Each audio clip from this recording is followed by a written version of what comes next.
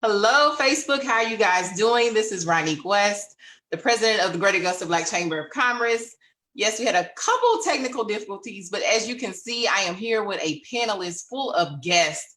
As you come into the live, make sure you share out this broadcast. We're going to have a talk today with a dynamic panel on entrepreneurship and mental health. I am so excited about this, especially with everyone dealing with COVID-19 and all the things that business owners are going through and entrepreneurs as well, as we all deal with either shifting our business, dealing with family emergencies, also sometimes closing our businesses and changing into new businesses as well. So it's a lot going on in movement. So I thought this panel was so crucial to make sure we have it during Minority Mental Health Month. And what I want to do is let the panelists introduce themselves as I can make sure that everything's live and you guys can hear us clear on our end. So I want to go ahead and start off with Damion Clay. If you could go ahead and introduce yourself to the Facebook family, let them know your background, what business you're in, and what you do for your clients or clientele. Thank you very much. First of all, I want to thank you all for the opportunity to be here.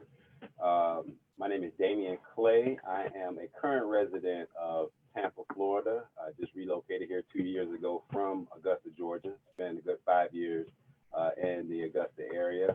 I currently work in two areas. I work as a mental health therapist and also a school counselor in the school system. And at this particular time, I have a private practice entitled Silver Lining Counseling Services, where I provide mental health services for adults, for kids, and I specialize in what is called Reunification Therapy, which is when a parent has been estranged from their children or their child, and I work to bring those two entities back together, typically through the court system or court order. At this particular time, I'm also working with individuals who are trying to get back on their feet due to incidents of COVID, unemployment, and things of that magnitude. So once again, I'm thankful to be here, and I look forward to participating in the platform.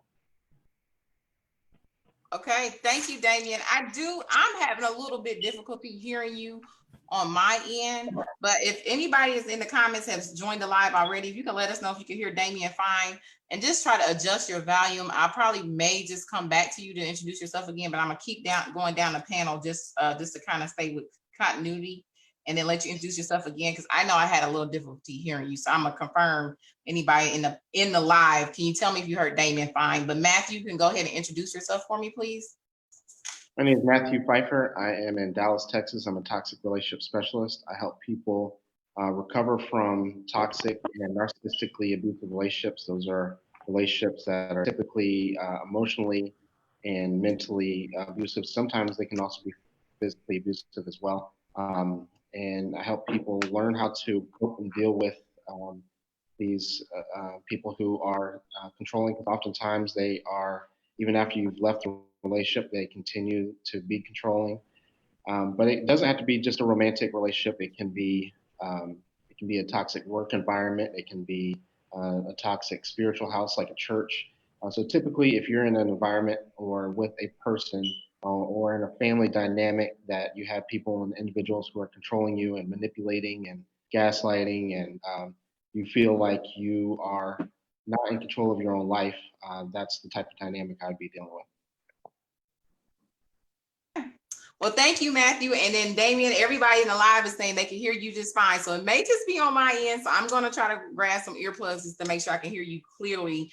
So when we get into the whole panel. Now, next, Natalie, can you introduce yourself to the audience, please, Miss Natalie Bryant? Hi, my name is Natalie Bryan. I'm a licensed clinical social worker in the local Augusta area. And I help individuals dealing with different mental health struggles, such as anxiety or depression, and a lot of couples when they are dealing with issues of infidelity and or separation and co-parenting and things of that nature. I do have a family practice, and just here to be a support for the community. Well, thank you for that, Miss Natalie Bryan. Next up, I have Mr. Lenny Carter. Can you introduce yourself to the audience, please? Absolutely. My name is Lenny Carter. I'm the founder and CEO of True Circle, which is a mental health platform for both clients and therapists. My journey started out as a tech entrepreneur in 2006. I built the company for 10 years, servicing restaurants, but my entrepreneurial journey wasn't simple. I went through a lot of highs and lows with grief. I lost my mom through that entrepreneurial journey, as well as my brother lost his best friend, which kind of was the launch pad for me to begin working with the community, helping people get service because I struggled getting the help I needed. So we have a directory to allow people to find clinicians of color throughout the nation that can help them with their needs. But with my tech background, I also wanted to help mental health professionals grow their online digital presence, especially in this COVID world where, we offer video chat for therapists to be able to connect with their clients. And we also offer websites and marketing tools for therapists. So we help clients and we help therapists on our platform. Awesome. That is just so exciting. So we're gonna get a lot of resources today, family, if you can hear that. So tag the people below as you come into the live to let them know they need to be joining us right now. Next up, Dr. Radicia Brown, if you could go ahead and introduce yourself on the panel. All right. Hi, everybody. I'm Dr. Radicia Brown. I am a licensed mental health therapist here in the Augusta area. I am the best-selling author of Girl, Get Off Your Couch and podcast host, and I help busy women lose the mental weight, keeping them overweight. So thank you guys for allowing me to be a part of this, such an important conversation today. Okay.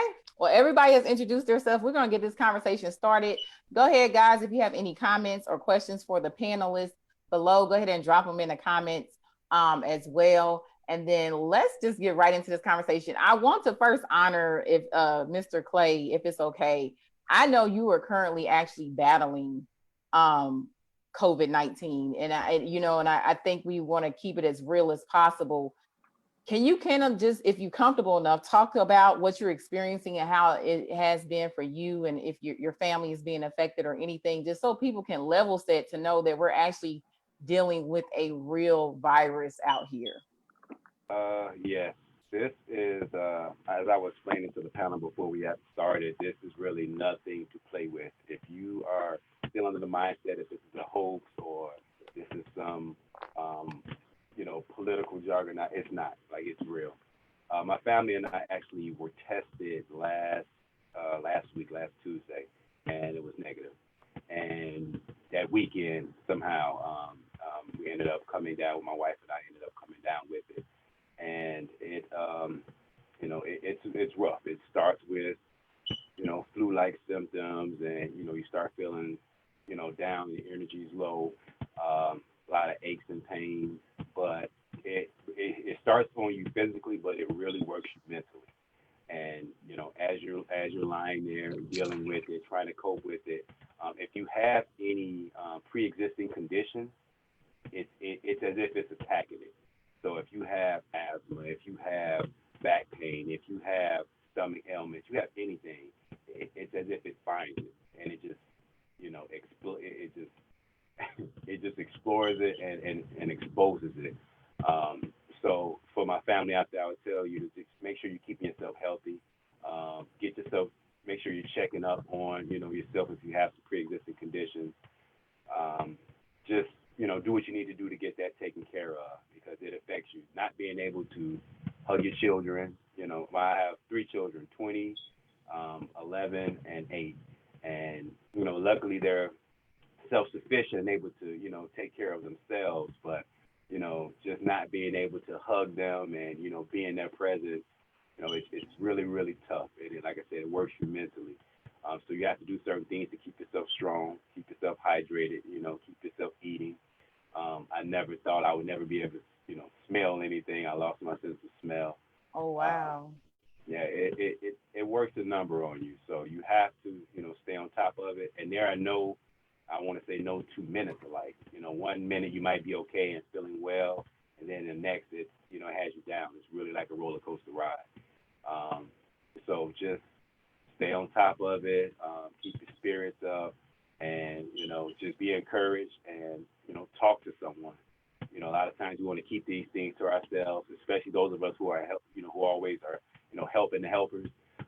We're the ones that are least likely to reach out to others when we're in need. So if it's just to talk to someone, if it's somebody to bring you a meal, someone within your circle and let them know what's going on. You know, people out there care about you, and it's okay to let them show that they care about you. I love the fact that you mentioned that allowing people to help you and allowing people to show that they care about you, because they do. But I wanted to first honor you, because thank you for still coming on the panel. And I know that you're recovering and you're fighting the actual virus right now, and you started to feel better. So I appreciate you for taking the time, and then prayers to you and your family and to yourself. Just wishing you all guys healing and full recovery, and nothing's left over in any of your family or, you know, in your home and so forth. So I know that it's very serious. So I wanted to first give you the opportunity to speak this, because I know you were battling it right now. And this is such a hot topic for entrepreneurs right now. So thank you for sharing that with us. And thank you for being on the panel, Mr. Clay, today. Okay. So then I want to go ahead and just continue on with that kind of question. So during COVID-19, many entrepreneurs and business owners had to switch their business operation, or they even had to consider closing, or they had to consider, you know, going into a completely new business, or they just changed their, you know, complete operations, like I said before. What kind of tips from anyone on the panel or the whole panel can you give to entrepreneurs how they are adjusting to dealing with COVID-19 and the virus? What tips or suggestions do you have for them? And my comment would be to be flexible, because I've had to shift my own business because I do live events, my book signings, and I'm a people person. I like hugging and touching people. But with COVID, that's not possible. So, you know, where the events were live in person, now they're virtual. So for example, my Therapy for Black Women virtual summit, which would have been live, is now online next Saturday, like next Sunday. So it's difficult to make the switch because you have a lot of anxiety. You're not sure what to do, how to do it, and how it should look exactly the way you did or were doing it in a live regular setting or in an office setting, for example. So those entrepreneurs that will be successful are going to be those that are flexible and that are utilizing technology. We cannot do it the old way. We cannot do it calling everybody. We got to use technology such as Zoom. We got to use social media. We got to reach people in a different way than we probably are accustomed to. But in the age of COVID, that's really where it is. If the standard brick and mortar locations will look a lot different as we continue, because there's no immediate end to this. So for example, most clinicians that I know, and probably most on the panel, are seeing people virtually, where in this particular field is always, you know, you see the person in person and you touch them and you talk to them, but all of that had to switch. So being able to still offer the service, but just in a different way, would be my recommendation for folks as they're trying to restructure their business. Thank you for that, Dr. Brown. With any suggestions on how to handle anxiety before we turn it over to the next panelist? Oh, yeah. That. Okay. Because I got them. But okay. The first thing is to acknowledge that you have it. I think so often, especially entrepreneurs, we feel like we got to take on everything. We have to beat everything. We have to do everything by ourselves. Trust me, I struggle with that myself. But first, acknowledgement that I'm not comfortable. I'm not sure. I don't have the answers. I don't know what technologies to use. And utilizing resources such as the Greater Augusta Black Chamber of Commerce to help you figure out the next move, because that's the era in which we're in. And also seek a mental health professional if you need somebody to help you process what's going on and walk you through, because COVID in itself creates anxiety, but what we're finding is that people already had anxiety. This is just the one additional thing that they're having to worry about. That's pretty much sending them over the edge. So get help if you need to. Right. So get help. It sounds like that's the theme of the panel. So anybody else wants to take that question or have any comments to add? I wanted to say, I think that people should, a therapist, people alike, they should give themselves grace, because sometimes we are thinking that we can handle every situation and we can be Superwoman or Superman in every circumstance, and we don't allow ourselves time to take a step back, to regroup and be able to reset and restart ourselves. I mean, I know Damion is a good friend of mine, and I know he's battling COVID right now, but we're not talking about the people who are losing people. Like, I just had to watch my uncle buried on Zoom. And I'm a family person. I wanted to be home with my family, and my dad didn't handle it so well, and I couldn't be there to hold my dad, and I couldn't be there to take care of my mother, and just dealing with people and having to watch them grieve a different way, and not being able to honor their family the way that they would like to honor their family, and not being able to do the things that they're used to doing to show support and love to one another. So giving yourself some grace and not fighting guilt about things that you can't control that are out of your hands, I think is another tip. Right. I love that. Giving yourself grace during this time, because it is a very unique and difficult time for us all, especially when we're dealing with different family issues, like you stated. Anybody else on the panel wants to handle or answer that question or add any more comments? Yeah, I'll just say that we all in the entrepreneurial space because we were able to solve a problem. So we have a problem in front of us, and so for people who are naturally gifted as an entrepreneur, this should be an opportunity for you. And look at this as a challenge, as a new opportunity. Look for opportunities. For me, I'm speaking for myself. I was able to expand. I now offer not just one-on-one therapy, but group therapy. I was able to hire an assistant, and none of us we haven't even seen each other in months. And because of the opportunities that with Zoom, opportunities with being able to expand and reach people that we may not have been able to reach before, because there's more people home. There's more people that are dealing with certain dynamics, like we were talking about with anxiety, dealing with relationship issues, like we're talking about MySpace. So when now that we have this issue in front of us, it's also presenting new opportunities that we may not have thought about before. It may cause you to step outside your box, may cause you to step outside your comfort zone, but that's what it means to be an entrepreneur, to be able to step outside. And so I would challenge people to look at the problems in front of us and think of solutions, and because that's what we're here for. Okay. And I did hear someone else on the panel comment too. Thank you, Matthew, for those comments. Yes, I was going to add in, in this pre-COVID space as an entrepreneur, sometimes it's hard to separate and have your own space. And COVID kind of escalated it where your whole environment and your home office is in one space. Self-care, we don't take enough time to separate work from home, from family, from children sometimes, especially during this time when everyone's quarantined. You don't get that relief of driving home from work sometimes, or office where you can decompress and separate your home life from your work life. So my tip would be, really identifying and understanding that you have to create boundaries. There should be boundaries around your work, your family time, and understanding how to best manage it, because we sometimes can gain or get more anxiety from the fact that everything's all in one space at the same time. Wow. Yeah, that's a good point. Now, let's stick on that topic, because I think that's a good one, especially with a lot of people transitioning to work from home. For me, I've been home for 8 years. So for me, it's kind of like my normal environment when I'm working from home or wherever I'm at. But I know for a lot of people, they are used, like you said, driving home and being able to have a moment to themselves before they go in and switch to personal life, or having that moment to transition. What are some tips? Again, this is an open question for the whole panel, that you can give for entrepreneurs or business owners that are switching to now this new lifestyle of running their business and everything being in the same environment. I would like to chime in and just say, you have to look at the old adage of supply and demand. Look at what's the need at this particular time. And don't be afraid to take advantage of that, even if it's something that you may not be so comfortable with. Take the time to explore it and see, hey, is that something that's in need right now? And if it is, do your research on it, and don't be afraid to explore that.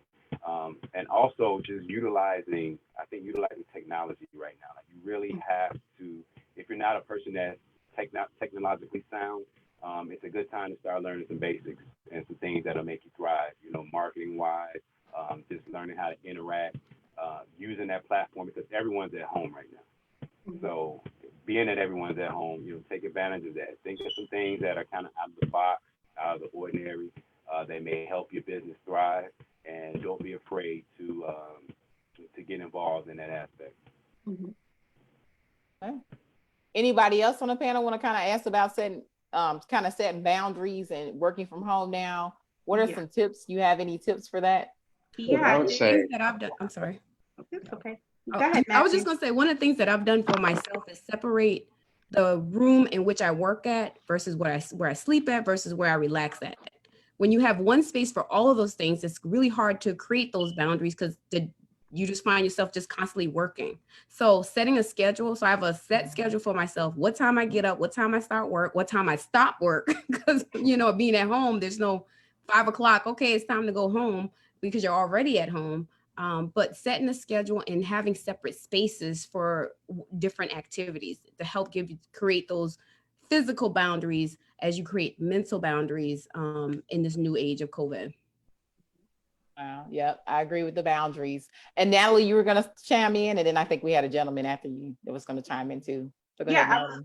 I was actually going to say the very exact things, just changing your space. Sometimes just moving from one space to another is really impactful, but we do have some people who don't have the luxury. So I tell people, if you don't have, quote unquote, a separate space, but you want to create a space, I tell them clear their closet out, put their desk and their computer or whatever, just give it a space where you can close the door or cover it up or transition to a different space, because some people can't afford the not being in the living room, not being in the dining room, but then that impacts, dinner time with family or living room time on the couch with family. And, so I tell people, hey, if you have a big enough closet or you are willing to sacrifice your closet to create yourself a little office space within that closet setting, move the office in your closet. That way, at the end of the day, you can close the door and just create a separate space. Okay. I like the idea of creating separate space. Anybody else wanted to chime in on that? Any of the gentlemen on the panel? one thing I would like to add is that when we're talking about boundaries, one thing that we forget is that sometimes setting boundaries means asking other people for help. And we have a really good opportunity to speak to other people, to network at this point in time, because more people are home, more people are online right now. So we can ask people for help. We can talk to other people, network, and really shore up certain aspects of our life and certain aspects of our business that we might be weak in, and that are taking up a lot of our time and taking up a lot of our effort. And reach out to other people who may be strong in those areas, and really start delegating responsibility to other people. Sometimes that's setting boundaries as well. I agree. We lost Lenny. Hopefully he'll come back in a minute, but I'll look make sure I do catch him if he comes back in.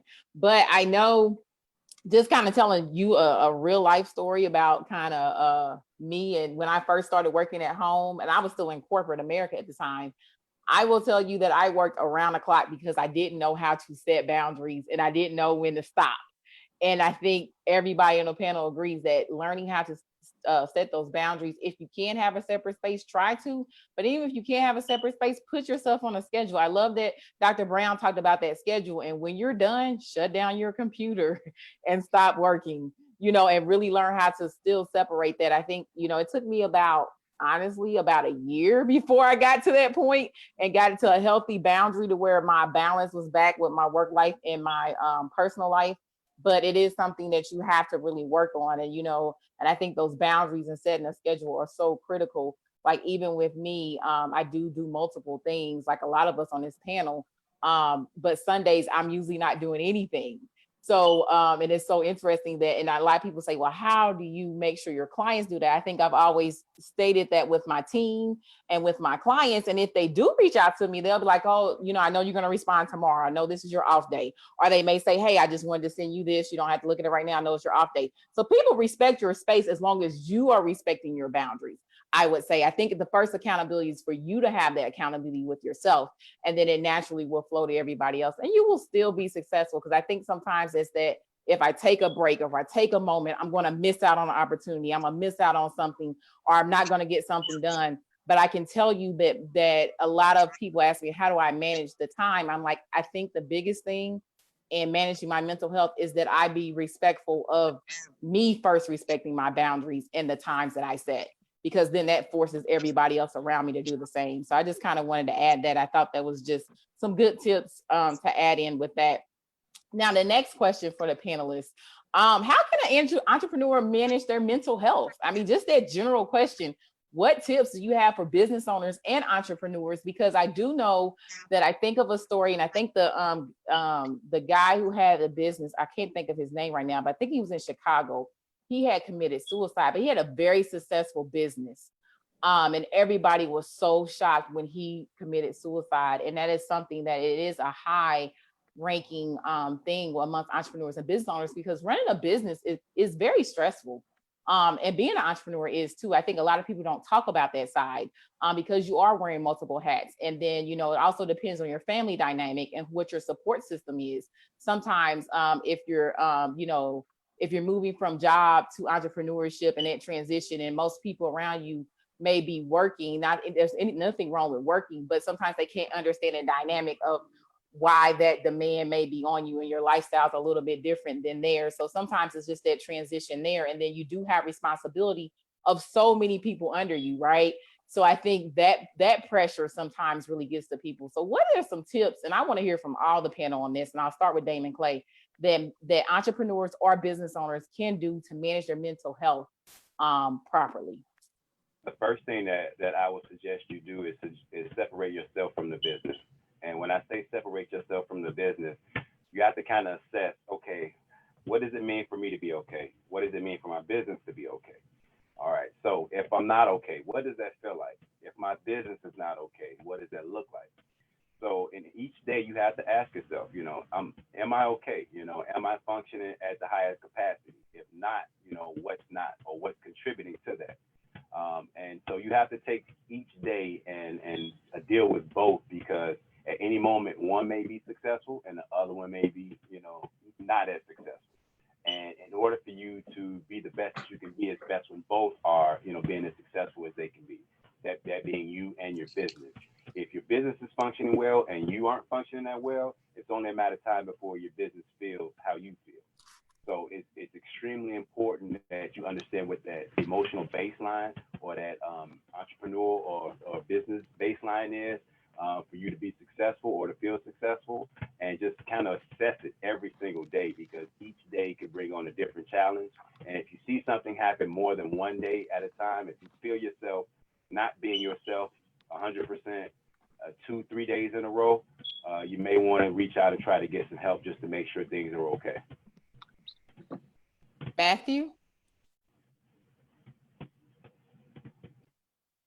The business is the fruit of who you are. It's just the fruit, while you are the seed and your life is the tree.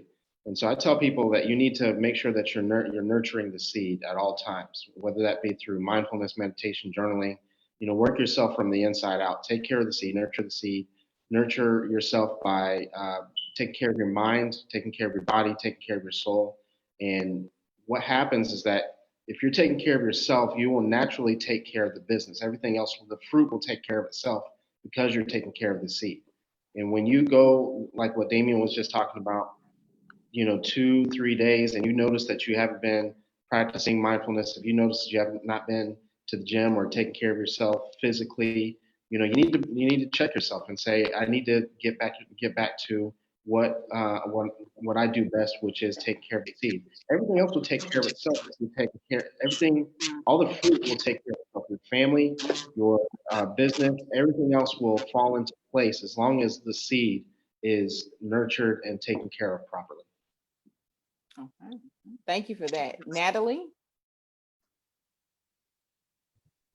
Hey guys, yeah, definitely agreeing with both. I would say definitely speaking with a professional or having a great source of foundational friends that when you are feeling overwhelmed that you can lean on or lean into. A professional will definitely help you with any mental health struggles that you may have. But you know, if you have a good foundation of family and friends that are supportive in a time where you're feeling overwhelmed, that's also wonderful. And also setting some hard boundaries sometimes, just like you said, your Sunday is your day off, that's your day off. You know, sometimes you have to be able to say that infamous 2-letter word, no. And a lot of times when we're in the helping profession, it can be difficult to say the word no to people because you're a helping individual. A lot of times we get into this profession because something triggered us or enabled us or inspired us to be helpers. And in doing so, we naturally want to help, want to jump in, want to, get in there. And sometimes it's okay to say no and allow someone else to do it. It's okay to reach out for help with a professional, and it's okay to set those boundaries. Yes, I agree. Lenny, can you tackle that for us too? Absolutely. I think you brought up excellent points in the introduction of the conversation. But finding a tribe, the journey of entrepreneurship is lonely. There aren't a lot of people that are in that journey with you. As you mentioned, someone may quit a job to transition into entrepreneurship. And, based on statistics, you may be first generational entrepreneur, and your grandparents and your parents may have not seen it. They may give you pushback for being an entrepreneur because your dreams don't seem like theirs when they grew up back in the day where a 9 to 5 led to security, led to foundation. So looking for a tribe, finding other entrepreneurs doing what you're doing. It don't have to be the same industry. It's just being able to vent, talk, release some of the thoughts that you have when you're hitting roadblocks for your business, having a team of people that can understand that things come with entrepreneurship. Hills and valleys come with entrepreneurship. So you'll get in a place where if you have a strong tribe, and there's a ton of them out there, entrepreneur meetups, Chamber of Commerce that's out there with other entrepreneurs that's a part of it, but build your tribe to a point where you have an opportunity to vent to others outside of keeping all your business information, good and bad, within yourself. Thank you for that. And Dr. Radicia? Yes, ma'am. Those were really great tips. I would just add getting rid of the guilt. There's a lot of guilt with entrepreneurship because your family expects you to be at events, to do this, to do that. And it requires a lot of work, a lot of sacrifice. And sometimes we as entrepreneurs feel guilty that we can't be in two places at once. So my tip would be to acknowledge the guilt and then kick it to the curb. Because this journey, as Lenny said, is very lonely. People that you think will be on your team, that will support you and push you forward, may not be the people standing there at the end of the day. So understanding that a lot of the support you may receive may be outside of your immediate circle. It may be complete strangers. It may be Facebook friends or Instagram friends. But understand that there are people that are struggling just like you, that are having the same feelings, that are struggling with guilt, with frustration. Definitely, as all of the other clinicians mentioned, reaching out and finding that tribe, looking outside of your current circle to find a tribe of folks just like you that are needing help and support through this journey. Yes. So let me just level set for everybody that's joining the live. Also, make sure you share out this broadcast for me, guys, and tag anybody actually, because the conversation we're having, even though we're targeting entrepreneurs and business owners, this can help everybody, because I have an excellent dynamic panel of mental health professionals that cover the gambit. So you definitely want to make sure you tag your friends, your family, your entrepreneur friends, your business owners in this live. And if you have any questions, go ahead and drop them below. So we're talking about entrepreneurship and mental health. We talked about COVID-19, how it affected business owners. We talked about managing your mental health. We talked about the transition to working from home and making sure you're setting proper boundaries. We talked about how to handle anxiety. So we're having a really in-depth conversation. And I know for the Black community, mental health can be a taboo. And we also understand that a lot of us are dealing with post-traumatic slave syndrome just because of what the trauma that our family history has experienced here in America, for sure, and for the 465 years. I want to talk about a little bit more about, to kind of directing it towards the Black entrepreneurs, because and the social economic issues that we deal with on a daily basis in building our businesses and making sure that we do find that supportive tribe and figuring out ways to kind of even navigate around racism. I can tell you that I read stories upon stories, or I get calls personal where I'm kind of handling different things where, sometimes Black entrepreneurs are experiencing different pricing because of vendors with the same business, and maybe their white business partners not experiencing that, but they may be getting higher. I know McDonald's just released there's a Black-owned McDonald's Association, because of the Black-owned McDonald's receiving predatory like prices from the vendors, which has affected the ownership of Black-owned McDonald's. You guys can Google that story, but this is a story that just came out in 2020 where they're literally fighting because of that. So it's a lot of different things that Black entrepreneurs go through. Sometimes we're dealing with the mindset and the trauma that a lot of our Black consumers have experienced. So then it negatively impacts our businesses too sometimes. So it's just a lot of different things there. And I want to touch on that topic because I know that we really tailor to making sure that Black entrepreneurs are being successful and business owners are being successful. But that's an important topic that does definitely affect our business. So anybody in the panel that wants to take that topic, I would love to hear your thoughts on that. I do feel like a lot of Black entrepreneurs do struggle with foundational things in trying to get their business structured. I mean, a lot of things are passed down generationally for some of our other counterparts in community, when we weren't taught a lot of things in some families about credit and building business. And sometimes we're taught building business, but not taught maintaining business. How do we continue to provide generational wealth? And how do we get into things like investments and annuities? And so sometimes we're coming in kind of late in the game, teaching ourselves and unlearning bad behaviors and relearning new behaviors and trying to be really successful. What I have found in the Black community, especially comes to mental health, but also societal, they get upset when people quote unquote code switch, or sometimes I have heard of entrepreneurs in the past putting in front people who are not of color to be the face of their business, and they run their business in the background because of the situations that they face in the community. So, I mean, it is something that is prevalent, and I'm happy that more entrepreneurs are coming out and saying, yeah, I am an entrepreneur of color and I am successful at what I do. But it is a hard road to trod sometimes. Sometimes you are facing barriers to open accounts and get lines of credit and get business plans that are effective for your business and create, so it's learning who to pull on, who to call on, what resources are available to you. And I mean, I know Augusta has the chamber that is excellent. They're always bringing and doing things, but I don't know too many communities that have resources like that. It's growing, it's catching fire, which I'm happy about, but there's been such a history of pull that sometimes it does get a little burdensome trying to build for yourself.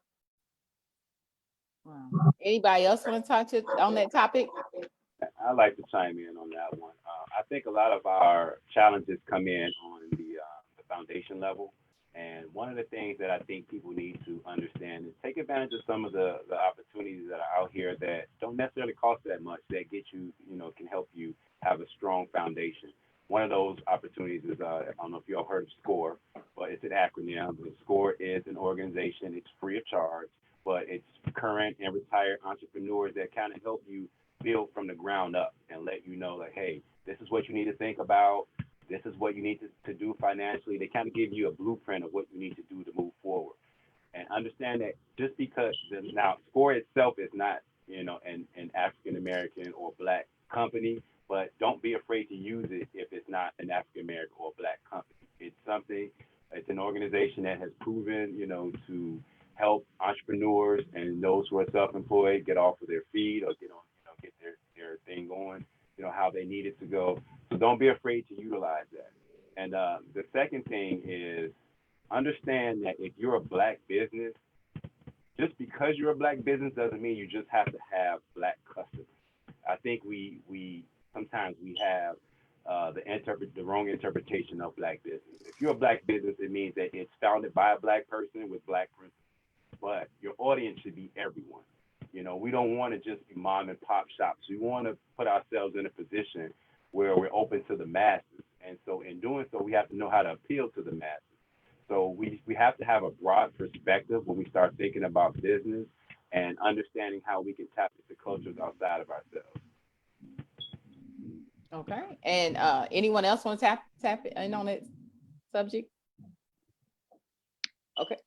I think of anyone, someone who's entrepreneurial, is very well geared to handle racism in any industry, because we just don't stop. You know, if we're geared and we're wired, just like we were talking about before. I forgot who brought up your tribe. I mean, we deal with internal conflict from our own family and our own friends telling us no, let alone other people. And you know, to have someone tell us no because of the color of our skin. I mean, I don't even know you, so that's nothing to me. You know, I'm going to figure out a way, regardless if I have your help or not. It should be the entrepreneurial mindset. You know, I'm not saying that it doesn't affect you. It doesn't, you know, it doesn't hinder you for a brief time period. But a no is just a delay. It's not a stop in what we're doing. You know, that's the mentality that you should have. If one person tells you no, and if you feel like it's racism or something on those lines, then you know you keep going until you find your yes. You know, but the reality of it is that if you have a good service, if you have a good product, if you're developing and if you're raising revenue, you're going to find your yes. You know, because no one's going to be able to turn that away. Yes, I agree. I Yeah, agree. I that's a know. good, that was a good Go ahead. point. Yeah. Yeah. And Yeah. one story I want to add is, you know, we talk about racism at every layer in society. Even when you're producing something for yourself, there's pushback. And when as I was preparing to publish my book, and there was a whole debate about the cover. And so I had a lot of mock-ups for the cover. One included my picture, which is all this dark skin, and others without my picture, others with other people on it. And I had a panel of people kind of giving me feedback on what cover. And it was so interesting. So many Black people, because I had a mix of people on the panel, didn't want me to put my picture on it because of my book, because they felt like it would turn people off. Like somehow me being Black would turn it off. And I'm like, if they see the name is Radicia, you can't, they ain't no moving around that. That's just what it is.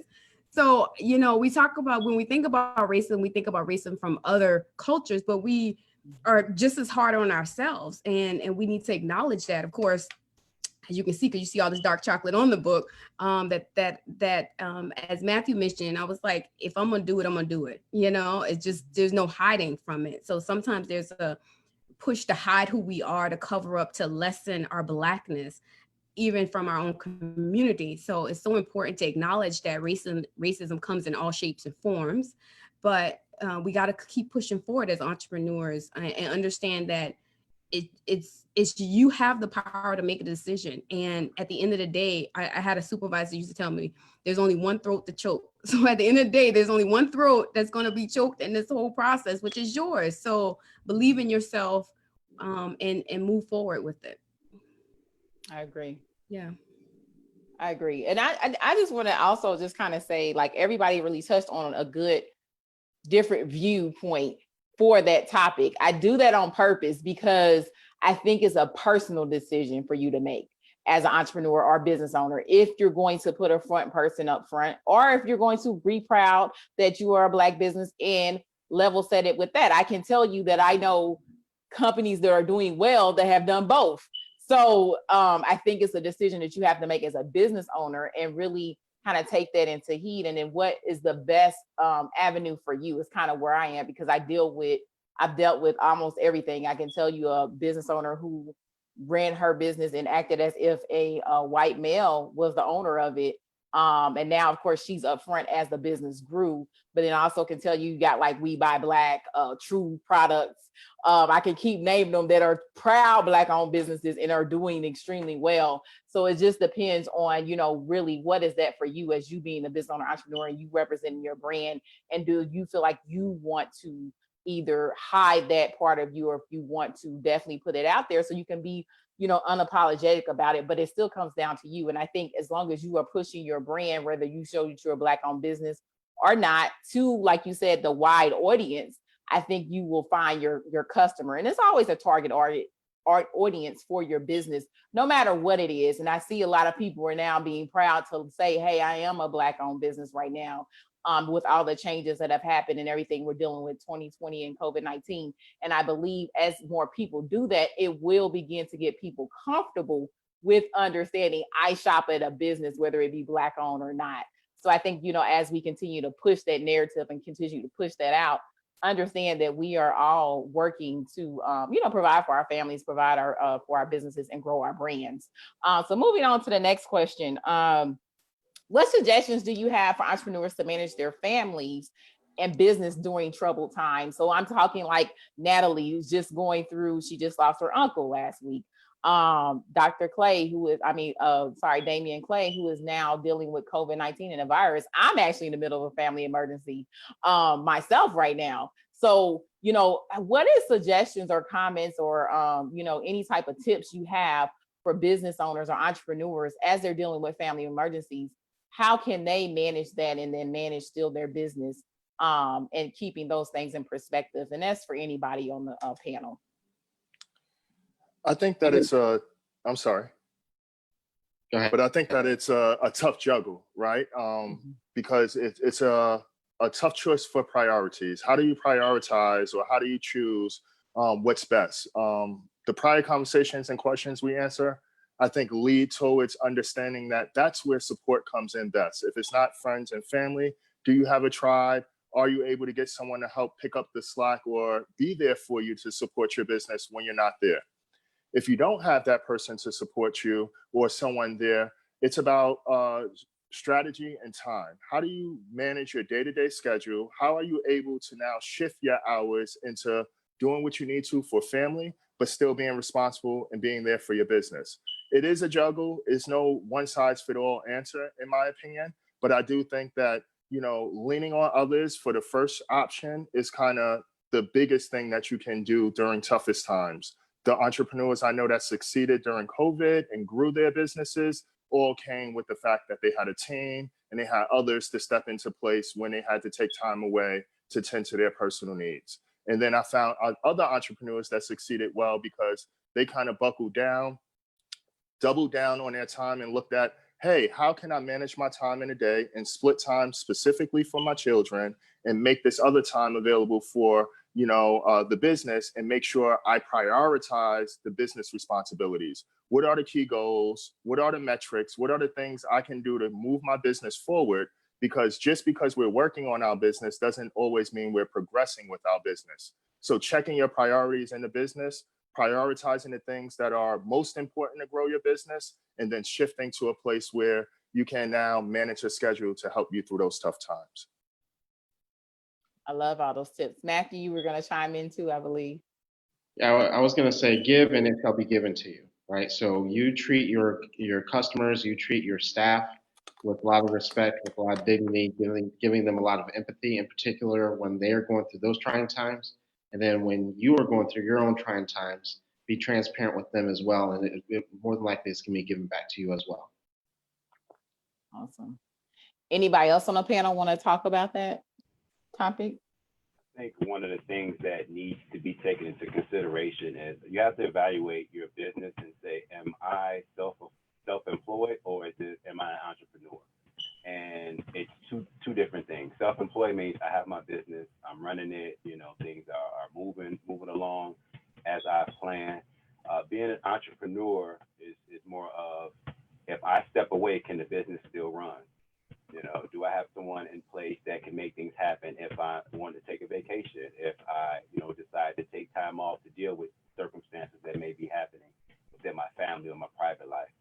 So if you are self-employed, we all have to start somewhere. If you are self-employed, move to be an entrepreneur, bring someone in that you can trust, that you vetted, that can help run things when things aren't necessarily, you may need to step away just for being human, taking a vacation or dealing with your own mental health or your family's, ailments.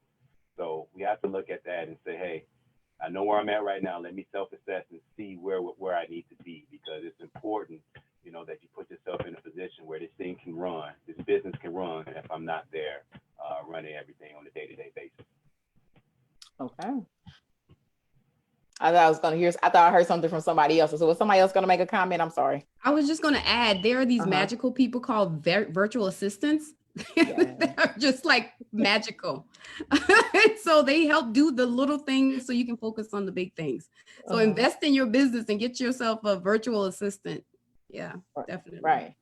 I agree with that. I think the virtual assistant or even just automation. I'm a big technology person. Yeah. I'm like, figure it out. If you don't know, like really take time to learn what automation can you put in your business so that you can get away from it and make sure things are still running if you're not there. And like the virtual assistant, if you can't hire an assistant yet, internships. We will be sending an email soon about internships. Hint, hint.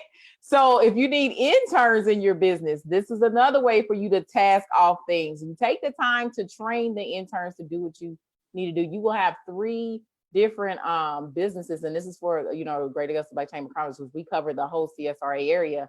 So we'll go out to our members, of course, first, and then we'll eventually send it out to non-members as well. But we will have 3 organizations in the area that have intern opportunities, and they're looking to work in entrepreneur or business owner entrepreneurs right now, because a lot of people are on that wave, of course, in the younger generation and even just the older generation. A lot of people are wanting to learn how to work in businesses, etc. So interns is another big one, if you're not able to hire a team yet or get assistance. But I always, when I'm a business consultant first and a project manager as well, so my brain works a little bit different, but I always tell people when they start their business, hire an assistant from day one, even if it's small tasks, because that's going to teach you how to delegate and actually paying somebody else to do some things for you, which will help you be able to step away and get away. Like I take a vacation at least once a year where I'm gone for a week and you cannot call my phone, but everything is still running. So, and I did it this year before COVID-19 hit. So, it's just like you have to be sure that you're getting to that point wherever size your business is. And I know for us, most Black businesses are sole proprietors, as Dr. Clay said.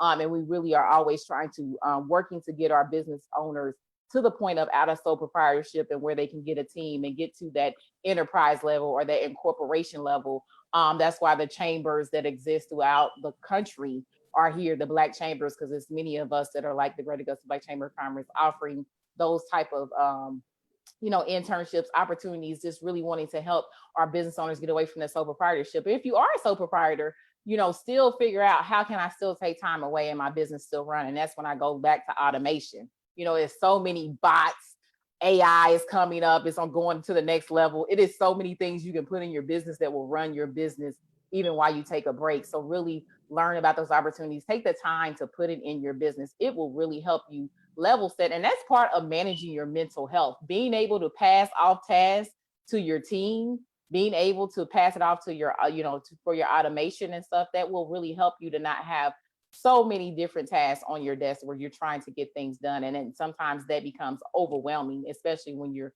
kind of having to deal with something else outside of your business, right? In which you should have stuff going on outside your business all the time. So any other comments or topics you guys want to touch on? I'm just going to go around the panel and going, because we're not getting a lot of questions from the audience, even though we have a good amount of people in the live. Make sure you continue to share out the live. If you want to go ahead and just kind of touch on the topic before we get ready to close out, because I want to be respectful of everybody's time, even though we started a little bit late. So I'm gonna start with Dr. Clay. So any topic that I haven't discussed or you would like to see discussed or you like to bring up, or what is your specialty? How about that? Let's talk about that. Okay, my specialty is reunification therapy, as I stated in the opening. And reunification therapy is when there have been a parent that has been estranged from their child or children, and they're looking to reconcile. And so a lot of times I'm appointed by the court to come in and just kind of direct traffic and get a plan going with the families that are involved. And a lot of the times the families don't get along. There has been some parental alienation that is taking place. And so, it allows an opportunity for someone to come in and kind of be the referee and say, hey, we're going to do this, we're not going to do this, and use the court as leverage. Because if they don't do what you say, you let the court know so that they can go ahead and reinforce and reprimand, as needed. So that in particular, I've been specializing in that actually for the past, I would say 2 years. But I deal primarily with help building young people and particularly Black males, helping them strive to be the best that they can be. I do that whether it's dealing in a professional setting, or I may pull somebody to the side that I see, may need that conversation in my private time. It's just in me. It's just something that I love to do. I think it's extremely important that we pour into our young people. Having someone bringing people in as interns, I think, is extremely important. ask people to just kind of look into that, or bring somebody in that you can just give that knowledge that you have to. I'm a firm believer in what I call the Trinity, which is having someone above you, which is a mentor, an older person, an older spokesman. You have yourself in the middle, and then you have the younger person under you that you give a knowledge to. I think that helps you become a more balanced individual, and it allows you to make ethical decisions, because you're less likely to do something unethical when you have someone under you that's watching you and someone over you that's going to tell you how it is. Nice. I love it. And especially with the young people. I think, and then now that you got me thinking back to when I first started my business, my first assistant was a high school student. So definitely look into the internship is a great way for you to learn how to delegate tasks off as well. And Matthew, go ahead and let people know about your specialty and talk a little bit more about your experiences or anything. And I know you are a toxic relationship specialist, but even if you've ever dealt with a situation, because I've seen a business owner kind of discuss having to break off a relationship with another business associate because it was kind of toxic, the relationship. So if you can go ahead and let everybody know your specialty, expertise, and elaborate on that.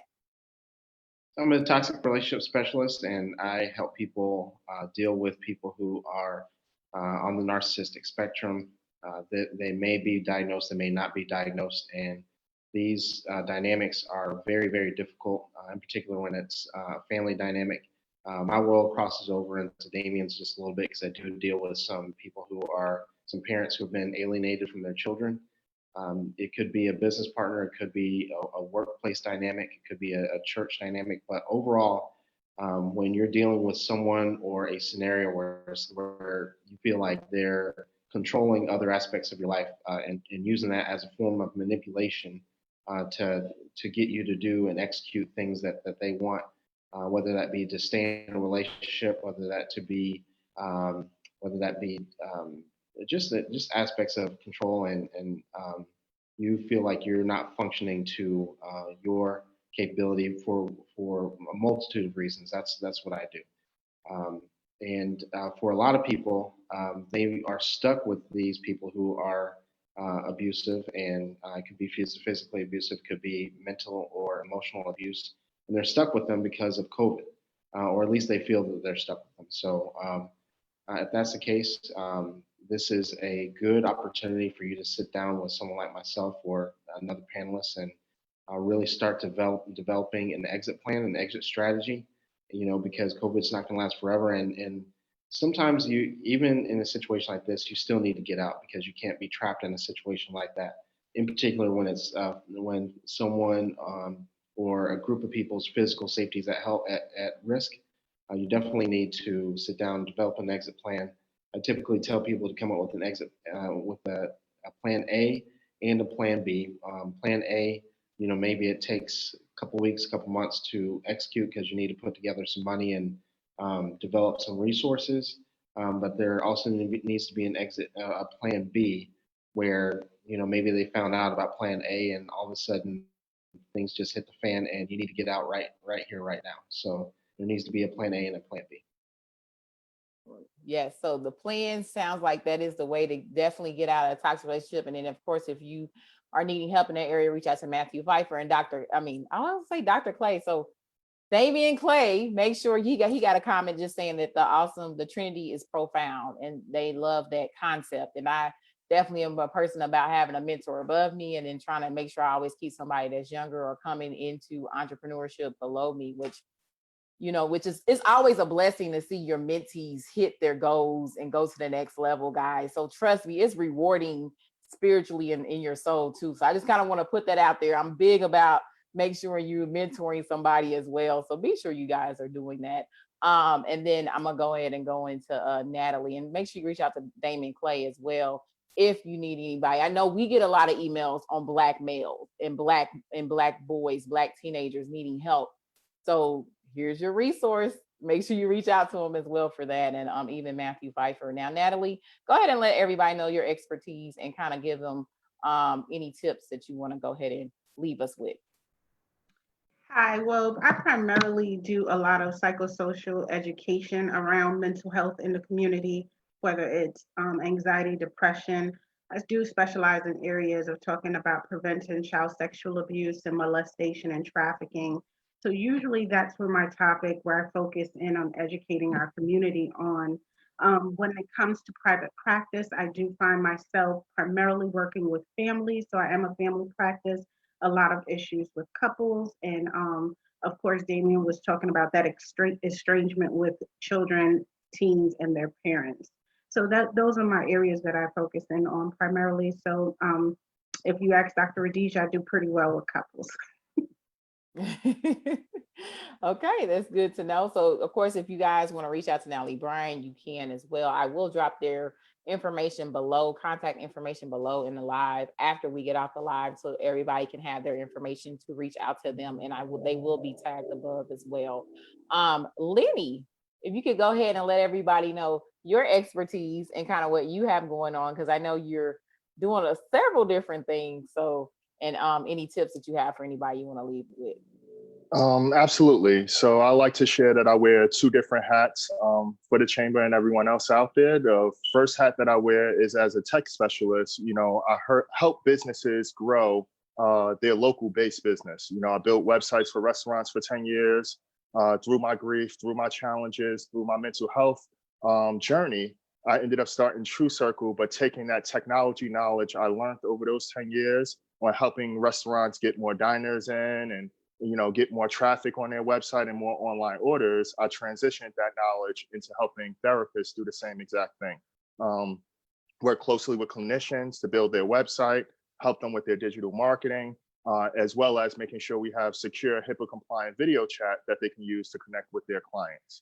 But the second hat that I wear is, so that's the True Circle hat, that's the business, and that's the brand for the business. But the journey all started with my personal journey. I have my own personal brand, Lenny Carter, which actually now is where I author books. So I'm a co-author in an anthology. I write articles, I publicly speak, and I help other Black men and mentor other Black men in underserved communities to grow up and come up through these challenges that they're faced with day to day. So I help from the advocacy side personally, but I also built the tech business to help clinicians grow and have a bigger presence online as well. Okay. And well, what I'll leave, sorry to jump in, what I'll leave off with is also just sharing that, as I mentioned, my journey started with grief. It's just helping people realize that we're all grieving right now in different forms. Literally, we think of grief in so many times of losing a loved one, but at the same token, losing, you know, the commute to your job, as I mentioned earlier, or your coworkers or other relationships you had, you know, we all are, you know, grieving collectively in different spaces. So one, recognize that the other people around you may be grieving a part of their life that they may not recognize. So acknowledge that they may be having a tough time, and getting professional help will always help guide them through that.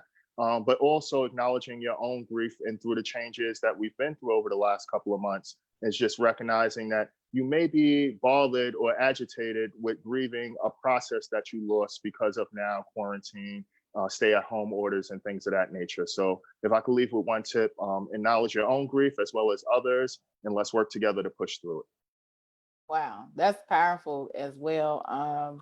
I know that I the first time I had kind of heard somebody, maybe a couple months ago, I was listening to a video and they were saying that COVID-19 is having a lot of people grieve a lot of different things. And like you just said about like the commute home, or even being able to talk to your coworkers next to you in your cubicle, and I never even thought about that until they mentioned that. And I was like, oh, you know, that kind of hit me. And I was like, well, all of us are dealing with some type of grief right now. For me, it's like I miss the gym and I miss my nails. So that too, and then some other things, of course, but those are just some to lighten the mood type of things for people. So that's like one big thing for me. So I'm just like, I was telling my aunt today that, man, I'm not comfortable going to the nail place yet, and I really do miss having my nails and how bad my toes look right now. So that was another thing. Dr. Radicia Brown, can you go ahead and give us your expertise and kind of— Yes, ma'am. I sent all my couples to Natalie, so let's just start with oh, that's why that's I do there. First. That connection. Okay, I got it. But I help busy women that are struggling with weight issues. And I've had that struggle myself. So I talk about my own personal experience, which is what my book is about. I lost 80 plus pounds. I talk about the role of mental health in that, and I had to focus on my own mental wellness to lose the weight. I help them understand that what we're dealing with is mental weight and not the physical weight. Physical weight is just a byproduct of all the other stuff that's going on, the grief that we're carrying, the anger, the loss, the trauma. All of those things are affecting our physical weight, which affected my physical weight and my physical transformation. So that's really what my specialty is. That's what I enjoy talking about. And that's why I help busy women to really focus on their mental weight so that they can align their physical weight with where they want it to be, especially with the quarantine. Quarantine 15, everybody's talking about, everybody's gaining 15 pounds. So we got to get off the couch to get our life realigned back with some physical activity, put the soda down, drink some water, and really start dealing with the stuff that's going on in our minds so that we can align our bodies and spirits. Wow. Okay. Yeah. So I really love that, that you talked about mental weight and getting rid, that helps to get rid of the physical weight, me losing a lot of weight as well. I used to be over 300 pounds, just in case anybody didn't know, and just keeping it off for years, you know, but it was a mental shift for me too, just to, you know, focus on staying healthy, going to walk. I'm not no like athletic person, but I do make sure I walk like in the mornings before I like start taking any calls or anything, or just trying to make sure I'm drinking water constantly, or just trying to focus on my health, overall health. And it does help you with managing your overall mental health. You know, I think exercise and even just taking time to take care of yourself is one of the most unutilized mental health management tools that we have. Some people always look at it as, I want this certain shape, I want this certain weight, but also think about it, it's good for your mental health, guys. I promise it is. So I'm always a better person when I've worked out in the morning before I deal with anybody. I can tell you that just from personal experience. So I just love the transparency of this panel, just to be honest. I think we really touched on a lot of different topics right now. We're going close. We got 2 minutes to 4:30. I think some people have some sessions, so they may have to drop off. If you do have a session, I want you to go ahead and give your contact information first. I think, Natalie, you have to go first. So if you can drop your contact information, let everybody know where they can find you before you do hop off the live, and then I'll let the rest of the panel go.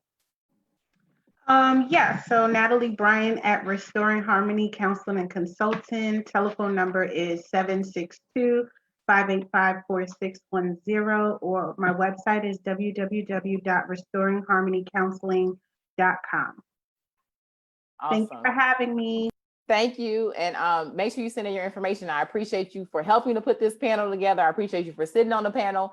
And just thank you for everybody spending that time with us today. And if you drop off, I'll get your information later, Natalie, and I'll put it in the comments. Okay, let's go ahead with Damian Clay. If you could give everybody your contact information, where to follow you, how they can reach out to you, just in case they want to. Okay, you can reach me at, my website is www.silverliningtampabay.com. I can also be reached at Dameon.Clay@silverliningtampabay.com. That is my email address. Telephone number is 813-419-0026. And you can follow me on both Facebook and Instagram at dclay_counseling. I am able to work across state lines dealing with certain issues. So if you want to have a consultation or speak about something, or have me come to present or speak to your youngsters, or anything in that capacity, I am both counseling and consulting. So please don't hesitate to reach out to me. Okay. Thank you, Damian. Matthew Phifer, you can give your information out, please. You can reach me on my website, mattpfeiffercoaching.com. You can also, I'm on all social media platforms, Matt Pfeiffer Coaching, and that's the best. And then also my email, Matthew Phifer at Matt Pfeiffer Coaching. And my podcast is Toxic to Triumph with Matthew Phifer, and that is on all major podcast platforms. That's on Spotify, Apple Podcasts, iHeartRadio, and Pandora Radio. Okay. Thank you for that. Mr. Carter, if you could go ahead and give us your contact information, please. And we can't hear you if you're talking. Sorry. All right. So sorry, I was on mute. No problem. You can find us on our website for online directory of mental health professionals throughout the nation at mytruecircle.com. Back to community and tribe is where the name comes from, but My True Circle is spelled MyTrueCircle.com. No E in the word true. You can also navigate to the side where we help mental health professionals with their website and video chat. You can catch us on social media if you need some inspiration or would like to follow us online at LCarterNY, as well as at My True Circle. Is our handles on Instagram, Instagram, Twitter, as well as Facebook. Okay. Again, guys, if you're in the live, I'm going to drop this information in the platform. I will get their contact information from everybody, and I will drop it in the comments, below.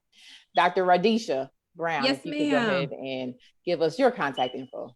Yes, ma'am. You can find me on my website, girlgetofthecouch.com, where you can purchase my best-selling book, which is amazing, personally saying. You can find me on social media at Dr. Radicia Brown.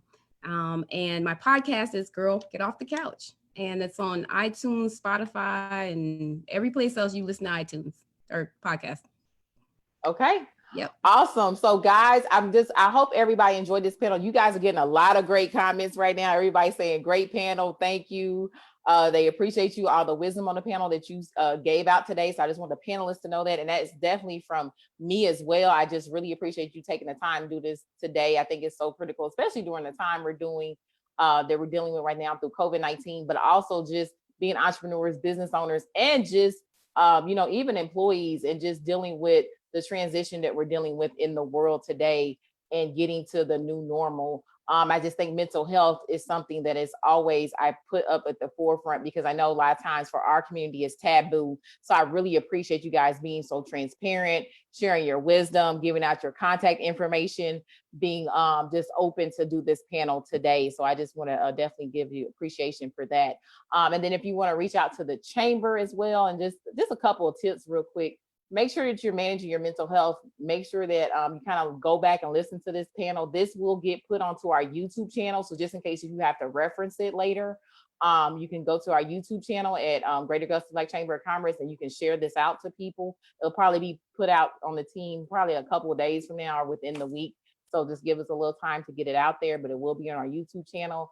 Listen to some of the tips that they mentioned. They talked about anxiety. They talked about dealing with making sure you set healthy boundaries, ensuring that you have a support system. I think support was the theme of today, if not anything, because that's going to really help you to manage your mental health. And just know that you can't play Superwoman and Superman, right? And and I think it takes time to get there if you're not used to saying no. Learn how to say no if you're not used to redirecting things, if you're not used to saying, hey, I'm dealing with something right now, I can't get to that. But if you need me, it's going to happen probably in a couple weeks, or if not, I can pass that along to one of my team members and they can definitely handle it for you. So, learn how to have those conversations all the time with folks so you can manage your mental health. And that's all part of managing your mental health. We even talked about exercise. You name it, it was in this panel today. It was just a great panel. You guys are all awesome. I appreciate you for everything that you do. If no one has told you that, because I always think it's very much that we value each other being in this space as entrepreneurships and business owner, and then especially our mental health professionals who sometimes don't get enough credit that they need to. So I really do appreciate you guys. So if you want to reach out to the chamber, you can go to www.mygabc.org. You can also contact us via email at info@mygabc.org. And I appreciate you for joining this panelist this afternoon. I'm Ronique West, the president of the Greater Augusta Black Chamber of Commerce. And remember, we are one community and one voice. Everybody have a great day. Thank you.